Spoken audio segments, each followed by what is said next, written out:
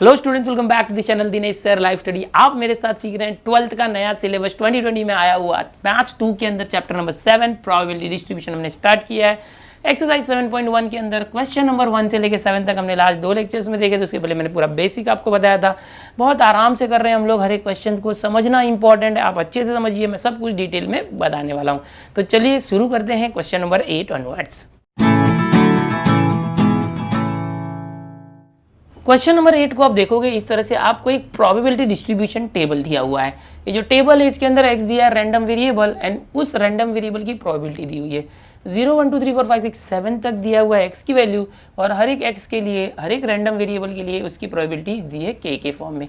सो हमें क्वेश्चन दिया है, बोला है find the value of k, find the value of probability when x is less than 3, find the value of probability when x is greater than 4। बहुत ही आसान है, कैसे करेंगे ध्यान से देखो। यहाँ जो क्वेश्चन दिया हुआ है, ये क्वेश्चन में क्या कहा गया देख लो।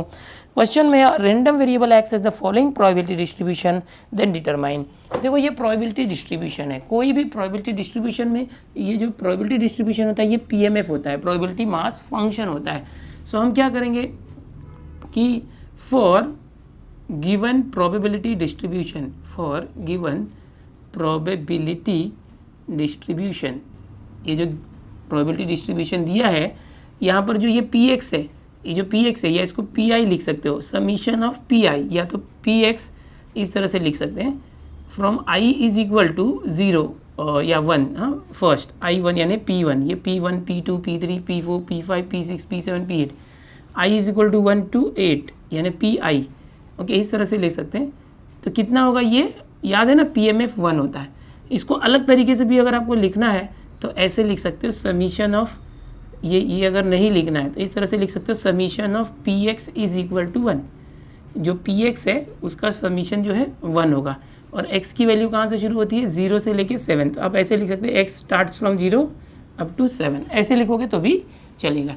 तो ये जो since it is a PMF, ये PMF होता है, प्रोबेबिलिटी डिस्ट्रीब्यूशन जो होता है वो प्रोबेबिलिटी मास फंक्शन उसके अंदर होता है, इसलिए ये 1 होता है। ओके, फॉर PMF ऐसे आप लिख सकते हैं, ठीक है। अब क्या होगा, इन सब का प्लस करना पड़ेगा। ये जो है ना P0 P1, देखो P0 plus P1 P2 P3 P7 तक, P2 P3 P4 P4 probability, P5 P6 and finally P7, सबका जो प्रोबेबिलिटी है 1 आना चाहिए। Okay, total sum. तो P0 कितना है, देखो 0 के लिए प्रोबेबिलिटी कितना है, 0 प्लस 1 के लिए k, 2 के लिए 2k, देन 2k, ये सबको प्लस कर दो लाइन से, 3k plus k square plus 2k square plus 7k square plus k is equal to 1, ये आया। अब देखो k की वैल्यू फाइंड करनी है, ईजिली आने वाला, ध्यान से देखना। 0 हट गया, k स्क्वायर पे ले लो, k square 2k square 3k square plus 7k square 10k square, सारे k स्क्वायर को एक साथ ले लिया।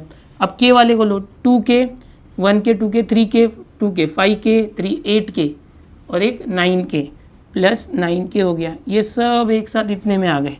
इक्वल के बाद 1 है, उसको इस तरफ लाओ तो -1 हो गया, इक्वल के बाद 0 रह गया। लाना क्या था, k की value.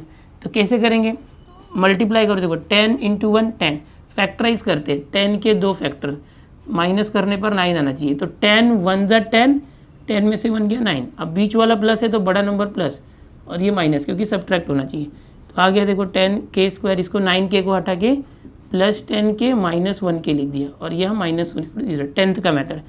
10k common, 10k common तो ये आ गया k प्लस 1, और यहाँ से माइनस कॉमन तो k plus 1 is equal to 0। k plus 1 एक बार लिखो, k प्लस 1, और ये बाहर है 10k, यहाँ माइनस कुछ नहीं है तो 1 है, is equal to 0।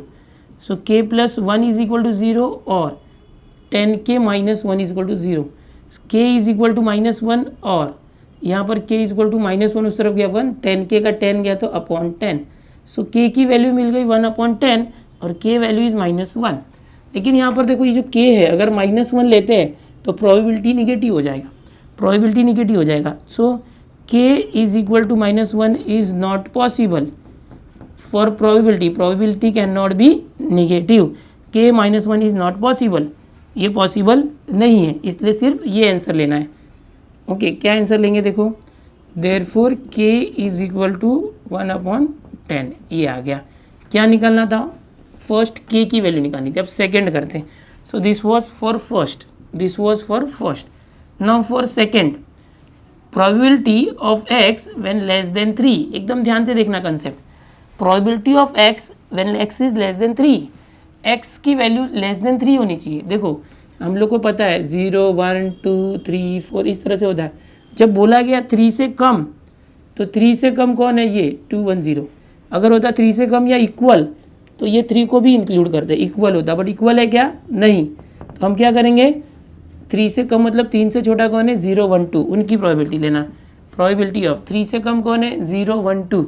So probability of 0 plus probability of 1 plus probability of 2, क्योंकि ये 3 से कम बोला है ना, तो 3 से कम कौन है? 0 1 2। इन तीनों की प्रोबेबिलिटी को प्लस करना। सो कितना आएगा? देखो P0 0 K और 2K। ये 0 है, ये K है और ये 2K है। ये वाला कहाँ से आया? देखो यहाँ से 0 1 2 के लिए प्रोबेबिलिटी ये है। तीनों को प्लस करो, 1K 2K 3K। लेकिन अभी K की वैल्यू तो पता है ना, ये 1/10, वो रख दो 1/10। सो 3 1 जा 3/10। So probability of x less than 3। समझे? आ गया ना ये? लेकिन आप बोलोगे अरे सर एक क्वेश्चन और है, तो उसको भी कर लेंगे इसी तरह से, बिल्कुल ऐसे ही कर लेंगे। कैसे करेंगे? देखो थर्ड क्वेश्चन क्या दिया है? देखो probability of x which is greater than 4। तो x ग्रेटर देन 4 मतलब क्या? 4 से ज़्यादा, 4 से ज़्यादा है, अधिक। 4 से ज़्यादा क्या आएगा? देखो यहाँ से 5 6 7 है ना, 5 6 7। 4 से ज़्यादा कौन है? 5 6 7। So probability of 5 plus probability of 6 plus probability of 7, ऐसे करोगे। समझ में आ रहा है? 4 से ज़्यादा बोला ना इसलिए। अब प्रोबेबिलिटी ऑफ 5 कितना है? देखो 5 K स्क्वायर, कितना है? K square. 6 क्या है? 2K square. और 7 क्या है? 7K square plus K। तो आ जाएगा देखो K square 2K, 3K square plus 7K square, 3K plus 7K 10K square, 10K square plus K। अब K की वैल्यू रख दो यहाँ पर 10, K वैल्यू इज हियर 1/10। तो यहाँ K की जगह 1/10 रख के उसका स्क्वायर कर दो, फिर K की जगह पर 1/10 रखो। तो देखो ये स्क्वायर है, सो 10 इंटू 1 स्क्वायर 1, 10 स्क्वायर 100 प्लस 1/10। पहले मल्टीप्लाई करना चाहिए, 0 से 0 कट हो गया, ये 1/10 प्लस 1/10 2/10, और इसको कैंसिल किया तो क्या आ जाएगा? 1/5। तो ये जो चाहिए था probability of x greater than 4 कितना? तो ये आया 1/5। तो इस तरह से 8th क्वेश्चन के अंदर 3 सब क्वेश्चन थे, तीनों हमने कर लिए। चलो कॉपी कर लो इसको, अगला क्वेश्चन देखते हैं। अगला जो क्वेश्चन है 9th वाला, वहां से शुरू होता है एक्सपेक्टेड वैल्यू। क्वेश्चन क्या है? Find the expected value of this distribution, probability distribution, and find variance. तो एक्सपेक्टेड वैल्यू के लिए ये देखो ये फॉर्मूला होता है, this is formula for expected value of any probability distribution. इसको हम मीन भी बोलते हैं। अगर मीन बोला जाए तो भी हम एक्सपेक्टेड वैल्यू ही निकालते हैं। ये बात दिमाग में फिट कर लो, मीन और एक्सपेक्टेड वैल्यू सिमिलर होता है। ओके, और जब भी कभी वेरिएंस निकाला जाए तो वेरिएंस के लिए ई ऑफ एक्स स्क्वायर, ये जो ई ऑफ एक्स स्क्वायर वो निकालना पड़ता है। उसकी वैल्यू में से ये जो एक्सपेक्टेड वैल्यू है इसका स्क्वायर, ये जो एक्सपेक्टेड वैल्यू है इसका स्क्वायर माइनस करना पड़ता है। तो ये वेरिएंस आता है। वेरिएंस के बाद एक स्टैंडर्ड डिविएशन आता है, इस वेरिएंस का स्क्वायर रूट लेंगे तो स्टैंडर्ड डिविएशन आता है। इस क्वेश्चन में क्या बोला गया है कि एक जो प्रोबेबिलिटी डिस्ट्रीब्यूशन है, अब क्वेश्चन में देखोगे तो हॉरिजॉन्टल दिया हुआ है, मैंने उसको वर्टिकल लिखा है, तो आप भी वर्टिकल लिखना। क्यों? सॉल्व करना है इसलिए। ये जो प्रोबेबिलिटी डिस्ट्रीब्यूशन है, यहाँ से एक्सपेक्टेड वैल्यू ऑफ एक्स और वेरिएंस निकालने के लिए क्या करेंगे? देखो यहाँ पर देखो एक्सपेक्टेड वैल्यू ऑफ एक्स के लिए एक्स और पी का मल्टीप्लाई होना चाहिए। तो आप क्या करोगे? ये जो एक्स और पी है इसका मल्टीप्लाई कर दो, एक्स आई और पी आई लिख सकते हो, या पी एक्स आई ऐसे लिखोगे तो भी चलेगा। इसको कभी कभी ऐसे भी लिखा जाता है, ठीक है, इस तरह से, या सिर्फ पी आई लिखते हो तो भी चलेगा, कोई प्रॉब्लम नहीं है। मैं कर क्या रहा हूँ? इन सब का मल्टीप्लाई कर रहा हूँ। देखो ये एक्स आई पी आई मतलब इन दोनों का मल्टीप्लाई। क्यों? ये ज़रूरत है, ये फॉर्मूले के लिए ज़रूरत है। -2 इंटू दिस तो -2 2 4 0.4, -1 इंटू दिस तो -0.3, -0.3, 0 इंटू दिस 0, 1 इंटू दिस यही आएगा, 2 इंटू दिस तो 0.50। तो ये आ गया इसका मल्टीप्लाई। इसका इससे ये आ जाएगा, कैसे आएगा? देखो E X, expected value of X is what, थोड़ा सा नीचे लिखता हूँ यहाँ पर, एक मिनट, हाँ, क्योंकि मुझे यहाँ पर टोटल भी लिखना चाहिए। ये देखो इस तरह से एक्सपेक्टेड वैल्यू ई है, ये समीशन नहीं है, एक minute, expected value of X, क्या फॉर्मूला है देखो, summation of X I P I और from I is equal to 1। देखो आई कहाँ से है, आई यानी पहला टर्म, ये फर्स्ट है, 1 2 3 4 5, 5 टर्म्स है, तो आई इज इक्वल टू 1 से लेके 5, मतलब x1 x2 x3 x4 x5 है ना, ये x1 x2 x3 x4 x5 इस तरह से है। सो आप क्या करोगे, देखो ये जो है इनकी हर एक की वैल्यू सबका प्लस करना है, ये जो वैल्यू आया है उसका प्लस करना है। तो एक्स आई पी आई का वैल्यू क्या आया है, ये देखो ये आया ये, तो this plus this plus this plus this plus this, ये करना है। इस समीशन का मतलब क्या, टोटल ये जो वैल्यू आई है एक्स आई पी आई, देखो ये वैल्यू मैंने यहाँ लिया है, यहाँ पर दोनों का मल्टीप्लाई करना होता है, तो मैंने मल्टीप्लाई इन दोनों का कर दिया है टेबल में। मुझे अभी समीशन लेना है, ये जितनी भी वैल्यूज आई है सबका प्लस करो, तो -0.4 plus -0.3 plus 0 plus 0.15 plus 0.50। Starting के ये दोनों माइनस है, हाँ ये माइनस है और ये माइनस है। देन देखो ये दोनों माइनस माइनस है, माइनस माइनस ऐड होगा, 0.4 एंड 0.3 माइनस 0.7 प्लस 0 हटा तो ये प्लस हो जाएगा, प्लस 0.5 और 6.65। देखो ये 0.7 मतलब 70 है, सो अगर ये माइनस प्लस है तो सब्ट्रैक्ट हो जाएगा, 0.70 से 0.65 गया तो 0.05, और बड़ा नंबर निगेटिव है तो निगेटिव। तो ये क्या है, एक्सपेक्टेड वैल्यू जो पूछा था वो आ चुका है, पहला आंसर आ चुका है। पहला आंसर क्या था, एक्सपेक्टेड वैल्यू पूछा था, तो इस फॉर्मूले से आ चुका है, बहुत ही आसान है। अब क्या पूछा है क्वेश्चन, अगर देखते हो आप टेक्स्ट बुक में, तो find expected value and variance of X for the following. Expected value आ गया, वेरिएंस, वेरिएंस के लिए देखो ये फॉर्मूला है, वेरिएंस के लिए ई of X square, expected value of X square ये चाहिए होता है, और माइनस एक्सपेक्टेड वैल्यू जो निकाला आपने ये वाला, इसका स्क्वायर करना होता है। तो अब ई ऑफ एक्स स्क्वायर निकालना चाहिए। ई ऑफ एक्स स्क्वायर कैसे निकालोगे, तो पी आई के अंदर एक्स का स्क्वायर मल्टीप्लाई करना। अब देखो क्या करेंगे, ये एक्स है ना उसका स्क्वायर करो, ये जो एक्स है उसका स्क्वायर करो एक्स, ओके। यहाँ पर एक्स का स्क्वायर करोगे तो क्या आ जाएगा, -2 का square 4, -1 square 1, 0 square 0, 1 square 1, 2 square 4। सो क्या आ गया, ये एक्स स्क्वायर आ गया। अब एक्स स्क्वायर में पी का मल्टीप्लाई करना है, ये जो एक्स स्क्वायर है इसमें पी का मल्टीप्लाई, पहले क्या किया था एक्स और पी का मल्टीप्लाई किया था, अब एक्स स्क्वायर और पी का मल्टीप्लाई करो। देखो हाँ ध्यान से, इसको और इसको मल्टीप्लाई करना, 0.2 इंटू 4, इसको मैं अलग कलर यूज़ कर लेता हूँ।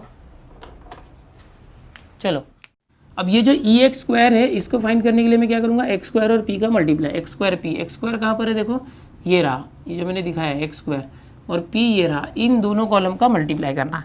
तो कैसे होगा देखो, 0.2 इंटू 4 0.8 आ गया, 0.3 इंटू 1 0.3 आ गया, 0.1 इंटू 0 0 आ गया, 0.15 इंटू 1 1 में करोगे तो वही आ जाएगा, और 0.2 इंटू 4 25 4 ज़ा 100 बट 2 डिजिट पे पॉइंट है तो 1.00 आ गया।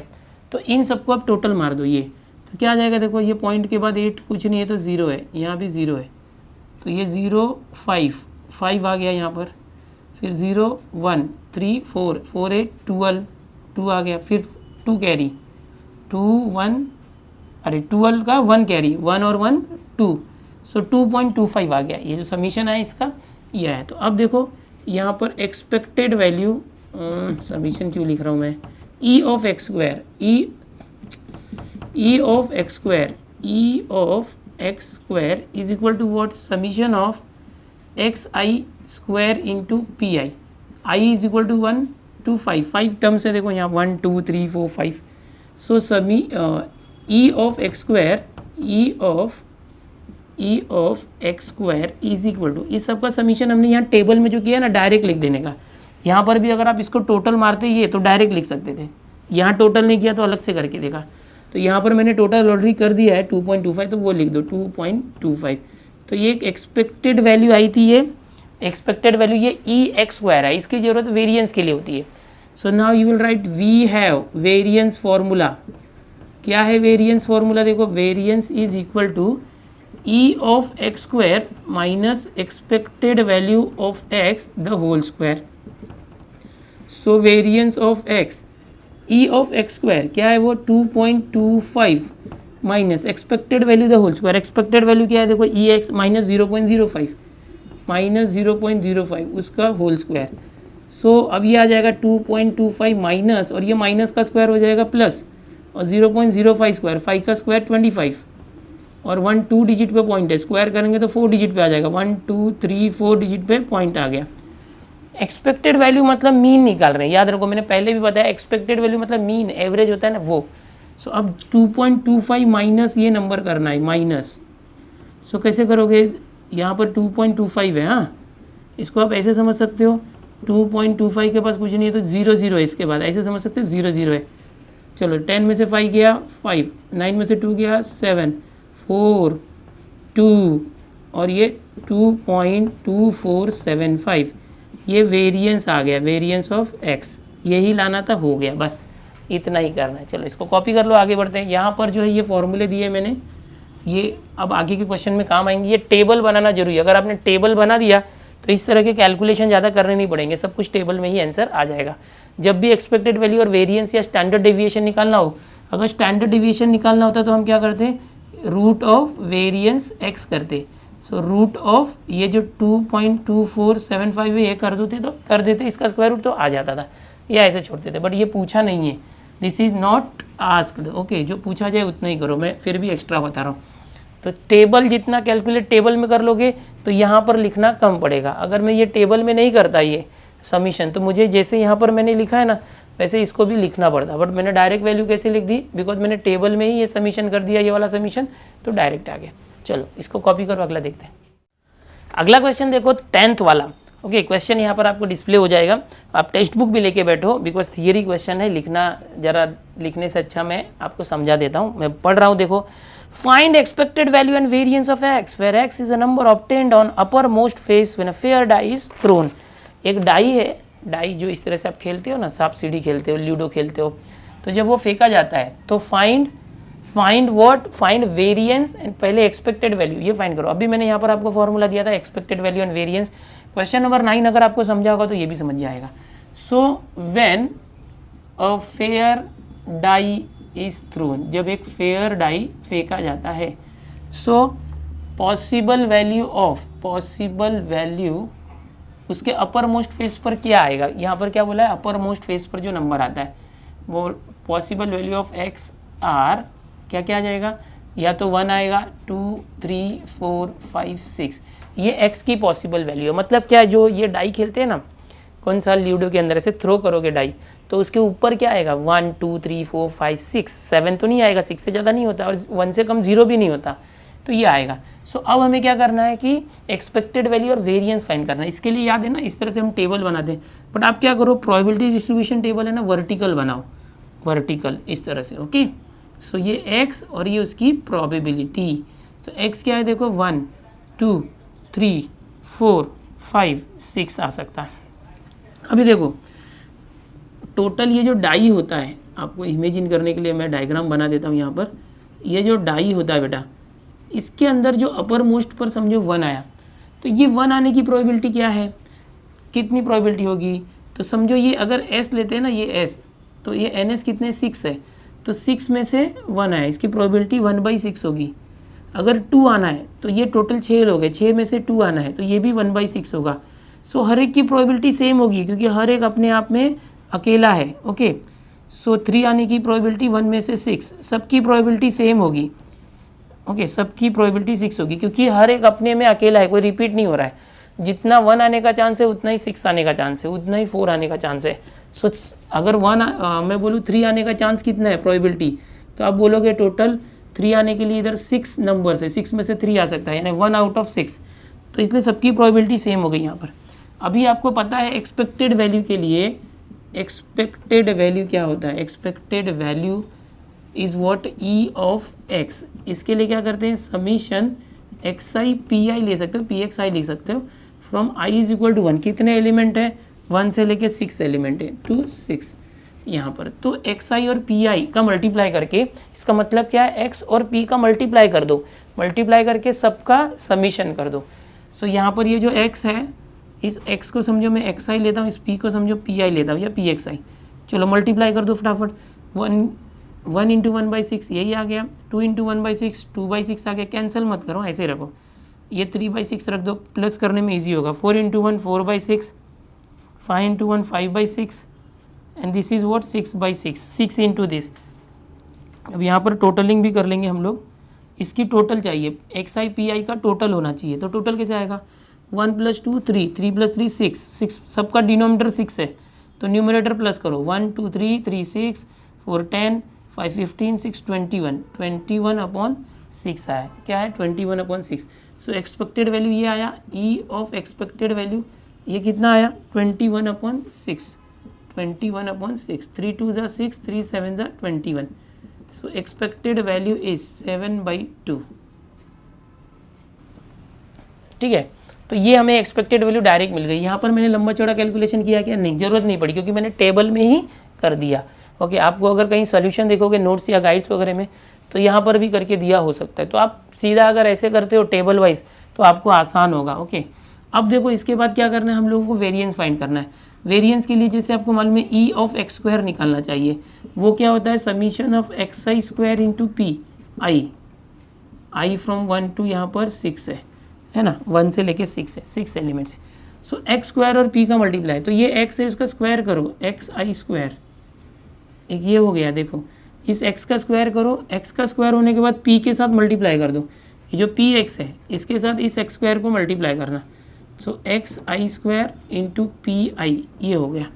चलो अभी फटाफट इसको भी कर लेते हैं, वेरिएंस निकालने के लिए। एक्सपेक्टेड वैल्यू तो आ चुकी है, ये एक्सपेक्टेड वैल्यू तो कैसे आएगा, देखो एक्स स्क्वायर, एक्स क्या है देखो 1, 1 का square 1, 2 square 4, 3 square 9, 4 square 16, 5 square 25, 6 square 36, तो ये एक्स का स्क्वायर है।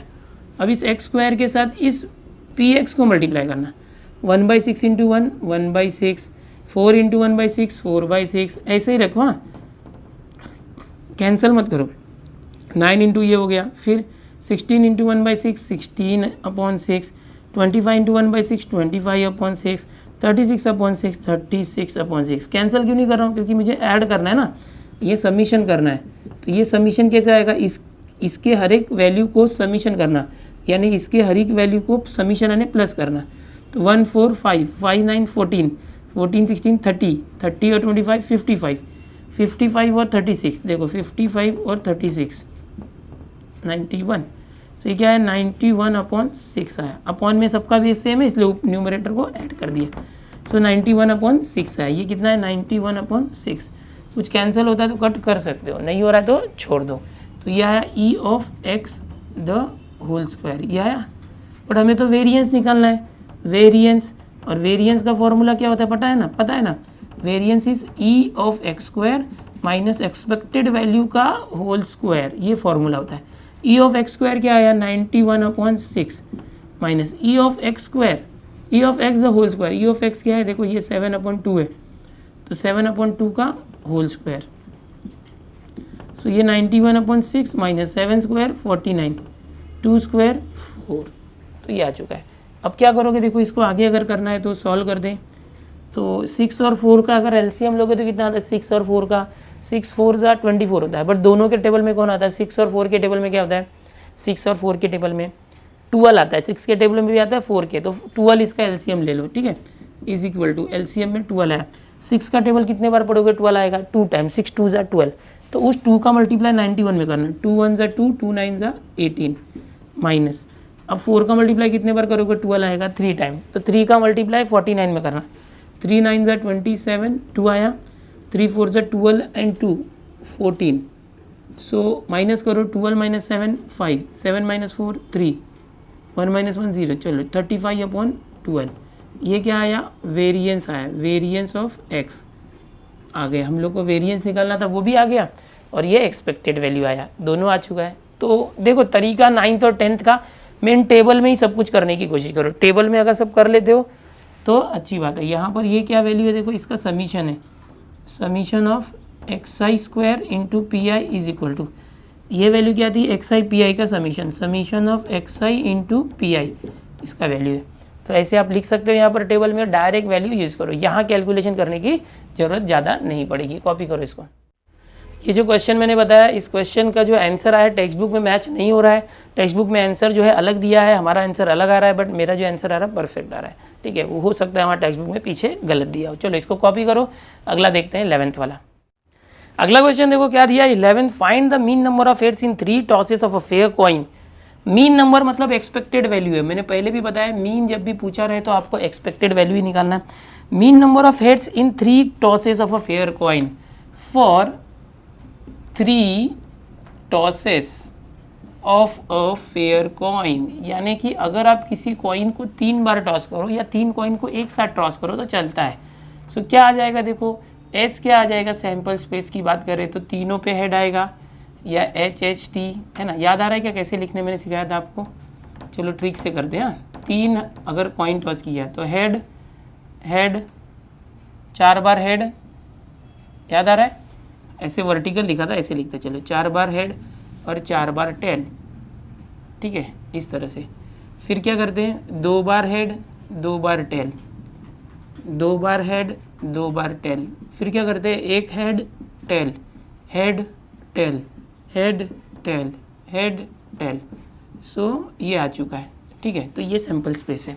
अब सैम्पल स्पेस क्यों लिख रहा हूँ, यहाँ तो रैंडम वेरिएबल की बात करनी है, वो भी करेंगे। Find the mean number of heads in 3 tosses of a coin, यानी जो random variable is random variable x getting head, यानी क्या रैंडम वेरिएबल क्या है, हेड मिलना चाहिए। अब 3 कॉइन जो है टॉस करोगे, इस तरह से 3 कॉइन है, कितने हेड मिल सकते हैं, या तो तीनों पे हेड आ सकता है, या तो किसी 2 पे हेड आएगा, या किसी 1 पे आएगा, या किसी पे नहीं आएगा। सो रैंडम वेरिएबल क्या आएगा, एक्स वैल्यू क्या आएगा, या तो एक भी हेड नहीं आएगा, या 1 हेड आएगा, या 2 हेड आएगा, या तीनों पे हेड आएगा। ये रैंडम वेरिएबल मतलब कि अगर हेड एक कंडीशन दिया है, गेटिंग हेड आना चाहिए, तो वो हमारा रैंडम वेरिएबल है। तो कितनी बार हेड आ सकता है अगर 3 कॉइन टॉस किए तो, अगर 2 कॉइन टॉस करेगा तो कितना आएगा रैंडम वेरिएबल, या तो 2 हेड आएगा, या 1 या 0 मतलब हेड आएगा ही नहीं। तो ये रैंडम वेरिएबल है। अब मुझे क्या करना है, मीन निकालना है। मीन क्या क्वेश्चन में देखो, फाइंड द मीन नंबर। तो मीन निकालने के लिए यानी एक्सपेक्टेड वैल्यू निकालना है। जब भी मीन पूछा जाएगा तो एक्सपेक्टेड वैल्यू होता है। तो एक्सपेक्टेड वैल्यू के लिए क्या करोगे, फॉर्मूला पता है ना, उसके लिए डिस्ट्रीब्यूशन टेबल बनाना पड़ेगा, प्रोबेबिलिटी डिस्ट्रीब्यूशन। सो उसके लिए मैं ऐसे करता हूँ, ये जो x है इसके लिए मैं कॉलम कर रहा हूँ, और x की प्रोबेबिलिटी में लिखूँगा p ऑफ x, फिर इन दोनों का मल्टीप्लाई करूँगा xi pi, इस तरह से ले लेते हैं। चलो x की वैल्यू क्या है, रैंडम वेरिएबल 0 1 2 3। अब हर एक की प्रोबेबिलिटी देखो, मैं डायरेक्ट कर रहा हूँ, ज़्यादा आपको कंफ्यूज नहीं करने वाला हूँ।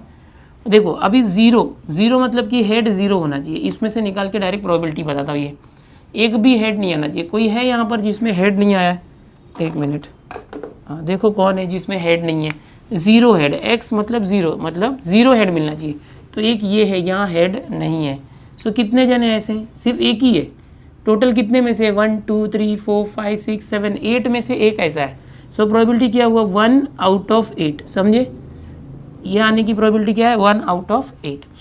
अब देखो 1 हेड आना चाहिए, कितना हेड आना चाहिए, 1, एक हेड आना चाहिए। तो कहाँ पर है, देखो 1 हेड किस में है, इसमें 2 हेड है, 2 हेड है, यहाँ 1 हेड है, एक ही हेड है, इसमें 1 हेड है, और इसमें भी देखो एक ही हेड है, समझे।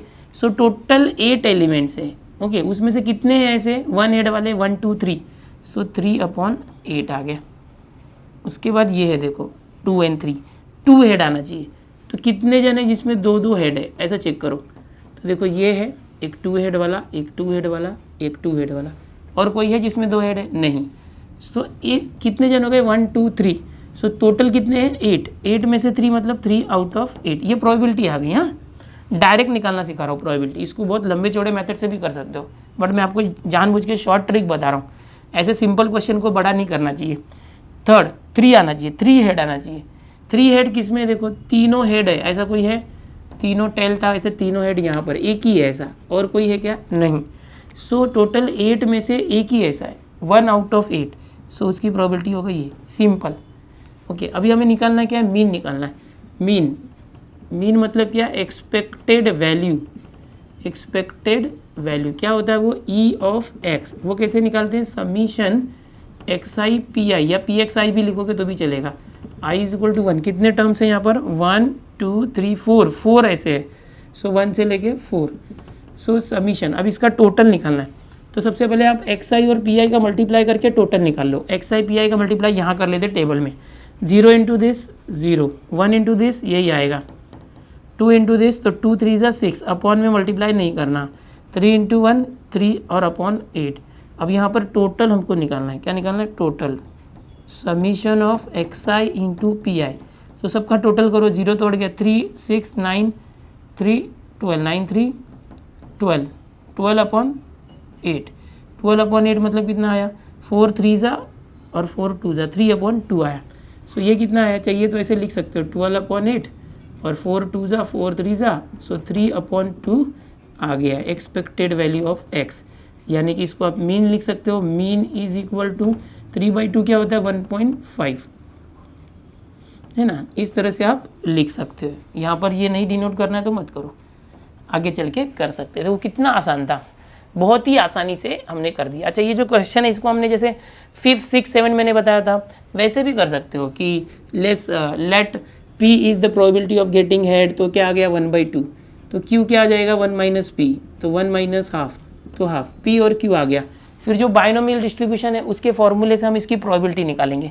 कैसे था फॉर्मूला, याद है, NCx p⁻x q⁻n-x, ये फॉर्मूला था for x is equal to 0, probability of x equal to 0 के लिए।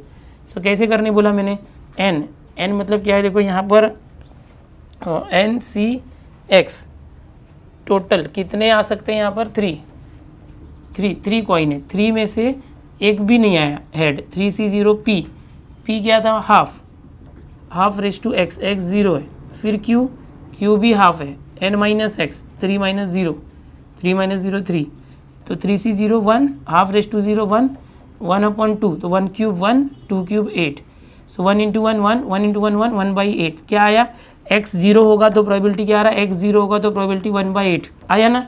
तो इस मेथड से करोगे ना, p और q वाला जो मेथड मैंने आपको 5th 6th 7 में सिखाया तो आ जाएगा। बट सिर्फ इतना 1/8 निकालने के लिए इतना क्यों करने का, डायरेक्ट ये s देख के पता चल रहा है कि 8 में से 1 है तो 1/8, समझ में आ रहा है। तो मैंने आपको ये देखो कैसे भी करके हमको प्रोबेबिलिटी डिस्ट्रीब्यूशन टेबल बनाना होता है। आपको अगर सिंपली मिल रहा है तो ये सब करते मत बैठो, बाइनोमियल का जो फॉर्मूला था यूज़ करके। सिंपली मिल रहा है तो डायरेक्ट करो, अगर थोड़ा सा लंबा चौड़ा सोल्यूशन दिख रहा है कि डायरेक्ट नहीं कर सकते तब जाके ये बाइनोमियल डिस्ट्रीब्यूशन का फॉर्मूला यूज़ करना। यहाँ पर मैं इसको मिटा देता हूँ, ठीक है, आपको कॉपी करना होगा ना इसलिए। तो देखो कोई भी तरीके से आप कर सकते हो, बाइनोमियल डिस्ट्रीब्यूशन से करो, प्रोबेबिलिटी से करो। प्रोबेबिलिटी में भी आपको अभी फॉर्मूला जो पता है बाइनोमियल का वो लगाओ तो भी चलेगा, बट लेंथी हो जाएगा। जो सिंपल क्वेश्चन है उसको डायरेक्ट कर सकते हो, ओके। जहाँ पर लग रहा है कि डायरेक्ट नहीं हो रहा है तो वहाँ पर हम फॉर्मूलाइज करेंगे। इसको कॉपी करो, अगला करते हैं। अब अगला क्वेश्चन देखो 12th वाला, 2 dice are thrown simultaneously if x denotes the number of sixes find the expectation of 6। देखो इसके पहले 11th वाला जो क्वेश्चन था वहाँ पर 3 कॉइन थे जो टॉस करना था, या तो एक कॉइन को 3 बार टॉस करना था। बिल्कुल वैसे ही ये क्वेश्चन नंबर 12 है, यहाँ पर हम बोलेंगे 2 डाइस आर थ्रोन। अब डाइस कैसे होता है आपको बताने की जरूरत नहीं है, पूरे लॉकडाउन में आप डाइस से लूडो ही खेलते बैठे हो, ओके। बहुत सारे बच्चे ये सिर्फ लूडो ही खेल रहे थे, ओके। सो इस तरह से डाइस होता है बेटा, और अगर 2 डाइस थ्रो किया तो इसके ऊपर 6 आना चाहिए। ऊपर मतलब यहाँ पर 1 2 3 4 5 6 1 2 3 4 5 6 इस तरह से 6 आना चाहिए। तो 6 आना, ये रैंडम वेरिएबल है, देखो x रैंडम वेरिएबल x और getting 6 on upper most face, getting 6 on upper most face पूरा लिखना।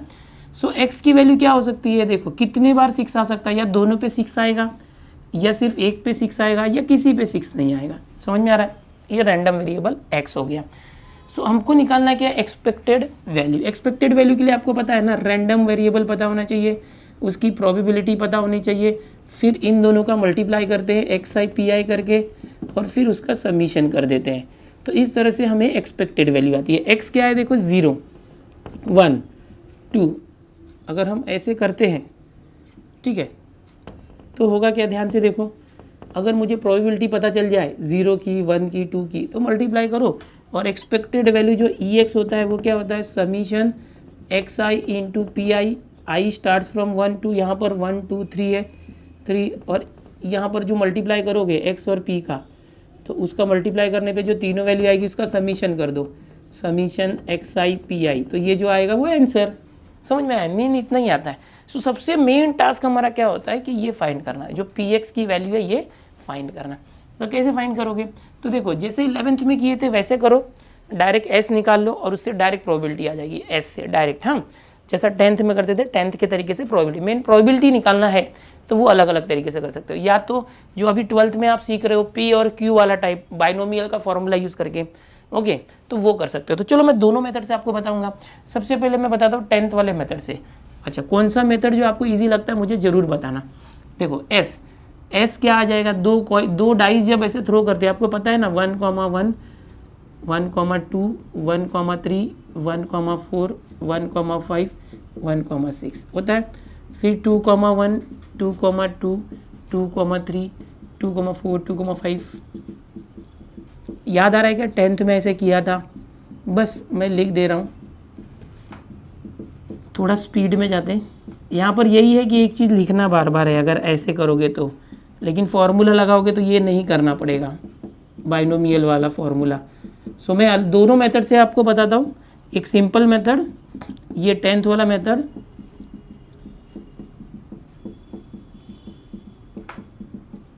चलो फाइनली 6, 1, 6, 2, 6, 3, 6, 4, 6, 5 एंड 6, 6। ओके, अब प्रोबेबिलिटी निकालना है। टोटल कितना है एनएस में? 36 है, याद आ रहा है 36, 10th याद आ गया होगा आपको।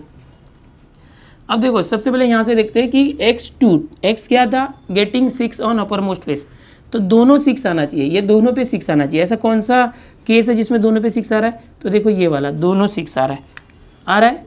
तो कितने ऐसे केस? एक ही है, सिर्फ एक ही एक में वैसा है जिसमें दोनों में 6 है, और किधर है क्या? नहीं। तो टोटल 36 में से सिर्फ एक ऐसा है, 36 में से एक है, तो जिसमें 2 हेड आएगा तो 1 आउट ऑफ 36 डायरेक्ट प्रोबेबिलिटी। समझ में आया? अगर अभी दूसरा बोला कि 1 6 आना चाहिए, एक ही 6 आना चाहिए, तो कितने लोग हैं जिसमें एक ही 6 है? तो देखो ये 1 2, यहाँ 6 है ना, 3 4 5, इसको मतलब इसमें दोनों 6 है, ये 1 2 3 4 5, यहाँ पर भी देखो 6 आने वाले, एक ही 6 है, यहाँ भी इसको मत लेना। 1 2 3 4 5 6 7 8 9 10, कितने हो गए? 10। और टोटल कितने में से? 36 में से। आप बोलोगे सर इधर भी तो 6 है, बट इधर 2 6 है ना, तो 2 6 के लिए हमने इसको जो है यहाँ काउंट किया है, बट यहाँ पर क्या सिर्फ एक ही 6 होना चाहिए। ओके, अब क्या है देखो 0 6, एक भी 6 नहीं आना चाहिए, दोनों पे 6 आना ही नहीं चाहिए। तो 6 नहीं आना चाहिए, तो बचे हुए कितने हैं? जो रेड वाले को छोड़ के ये है ना, 1 2 3 4 5 ऐसे 5, 1 2 3 4 5 ऐसे 5, सो 5 5 ज़ा 25। आप चाहिए तो ये सबको काउंट करो, 25 आएगा। 25 और कितने में से? 36 आ गया प्रोबेबिलिटी।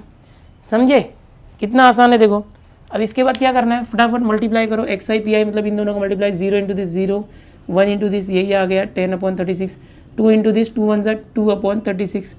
अब सबको टोटल मारो, 0 10 10 और 2 12, कितना है? 12, और अपॉन में 36 है, डिनोमिनेटर सेम है इसलिए डायरेक्ट प्लस किया, तो ये कितना आ गया समीशन? 12/36, 12/36 आया, तो 12 1 ज़ा 12, 12 3 ज़ा 36, तो 1/3 आ गया।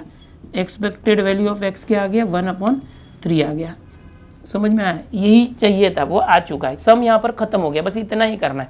लेकिन अगर आप चाहते हो कि सर ऐसे मत बताओ, अभी जो 12th में जो नया तरीका पी क्यू वाला है, बाइनोमियल फार्मूला, जो पिछले क्वेश्चंस कुछ किए थे 6 7 5, तो वैसा करो तो ठीक है। चलो इसके लिए मैं क्या करता हूँ, सब कुछ यही रखता हूँ, ये जो एस है इसको मिटाता हूँ, बाइनोमियल के तरीके से बताता हूँ। तरीका कोई भी लगाओ, ये तो वही आने वाला है आंसर, ये फिक्स यही आने वाला है। ओके, मेन तो ये जो प्रोबेबिलिटी है वो निकालने के लिए हम करेंगे। चलो यहाँ पर आना क्या चाहिए? Getting 6। So probability of success याद है क्या था? P, यानी कि यहाँ गेटिंग 6 जो रैंडम वेरिएबल होता है वो लाने के लिए जो हमें करना पड़ता है वो प्रोबेबिलिटी ऑफ सक्सेस, यानी 6 आने के लिए प्रोबेबिलिटी क्या आएगा?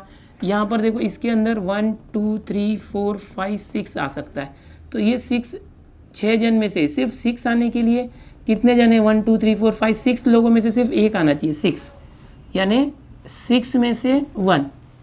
ओके, समझ में आ रहा है क्या? टोटल 6 लोग हैं यहाँ पर, इस डाई को थ्रो करोगे तो 1 2 3 4 5 6 में से कोई भी एक आ सकता है, लेकिन सिर्फ 6 आने की प्रोबेबिलिटी क्या होगी? तो ये 1 है ना, एक ही है, तो 6 में से एक ऐसे।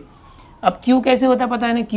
Q होता है 1 माइनस P, 1 माइनस 1/6, सो 6 इंटू 1 6 माइनस 1 5/6, तो यहाँ पर ये P आया 1/6, देखो P क्या आया 1/6 एंड Q आया 1/6।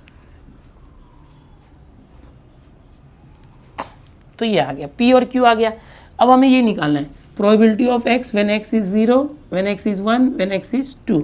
सो कैसे करोगे, देखो we have a formula, we have probability of x for x n c x p raise to x q raise to n minus x। अब यहाँ n क्या है, n, तो ये जो डाइस, कितने डाइस है यहाँ पर, 2 डाइस है, दोनों पे 6 आना चाहिए, या कितने पे 6 आएगा, वो नंबर ऑफ 6। ओके, सो यहाँ पर n मतलब 2 है, देखो n इज इक्वल टू 2, और p और q यहाँ पर दिया हुआ है, इसको यूज़ करो। So p x is 0, p x is 1 and p, एक minute, p x is equal to 2। यहाँ पर x की वैल्यू 0, 1 या 2 आना चाहिए। तो ये तीनों का प्रोबेबिलिटी मैं निकाल रहा हूँ, ये जो आया ना ये मैं निकाल रहा हूँ।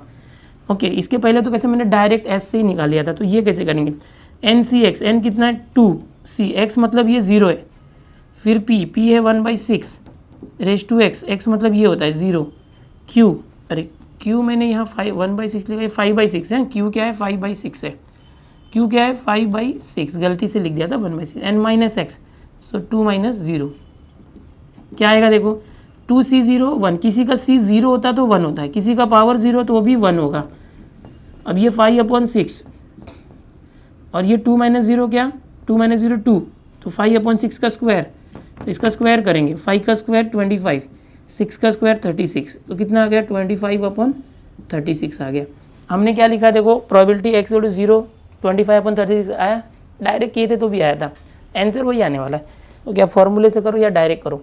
अब x इज इक्वल टू 1 लेना है, अब जहाँ भी 0 था ना वहाँ 1 कर दो, 2c1 1/6 raise to 1, 5/6 raise to 2 minus 1, 2 minus 0 था 2 माइनस 1, 2c1, जिसी का c1 होगा तो आंसर वही आता है 2।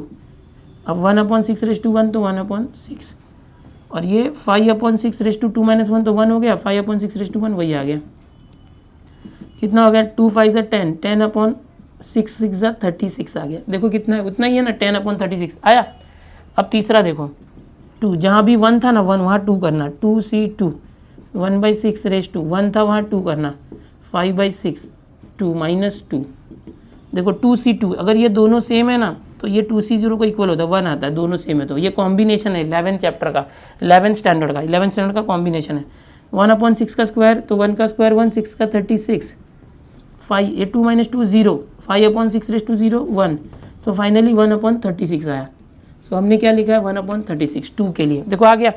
सो अगर आप फॉर्मूला यूज़ करना चाहते हो तो यहाँ से इतना ये करना पड़ेगा, P और Q की वैल्यू निकालना, फिर बाइनोमियल का फॉर्मूला यहाँ रखना, प्रोबेबिलिटी के अंदर प्रोबेबिलिटी निकालना तीनों की, फिर ये प्रोबेबिलिटी डिस्ट्रीब्यूशन टेबल बनाना, और उसके बाद x और p, ये जो x थे रैंडम वेरिएबल उसका p यहाँ से जो आया वो लिखना, और फिर इनका मल्टीप्लाई करके xi pi निकाला, फिर तीनों का सम किया, जो आया वो हमारा मीन है यानी एक्सपेक्टेड वैल्यू है, डायरेक्ट कैंसिल आउट करके लिख दिया। या तो अगर फॉर्मूला यूज़ नहीं करना है तो मैंने अभी जो पहले बताया था वो भी करो।